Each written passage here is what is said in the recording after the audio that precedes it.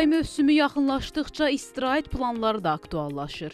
Bəziləri ölkə daxilində dincəlməyi seçsə də, bir çoxları üçün xarici turlar daha cəlbedici görünür. Elə bununla bağlı turizm sektorunda ciddi narazılıq dalğası yaranıb.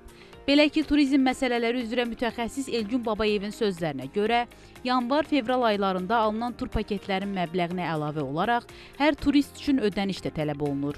Bu tələb indiyədək satılmış və tam ödənişi edilmiş tur paketlərinə də şamil edilir. Son 2-3 gündür yerli turizm bazarında bir xaos yaranıbdır. Yəni yerli hava yollarının mövsümü olan uçuşlara əlavə $65 bir nəfər üçün təyin etdiyi qiymət. Yəni bu nə deməkdir? Belə bir şey baş verib. Yanvar-fevral aylarında rezervasiya elədiyimiz tur paketlərinin hər birinə, hər bir turist üçün $65 əlavə məbləğ əlavə olunur. Bu əlbəttə ki, yerli turizm bazarında böyük bir xaos yaradıbdır.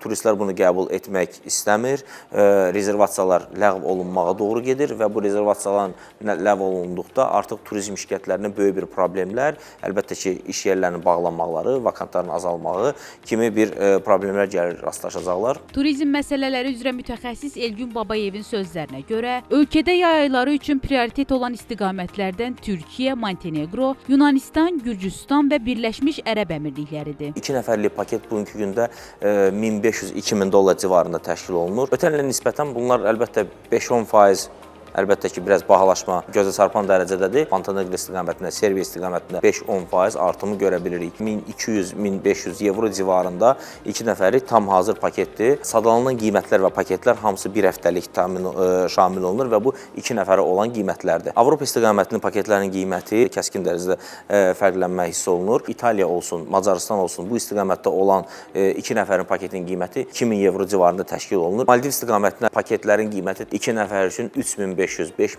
civarında. Elgün Babayev deyir ki, erkən rezervasiya vaxtında, yəni yanvar-fevral aylarında alınmayan 2500 manatlıq tur paketlər növbəti aylarda 3-4 min manat təşkil edə bilər.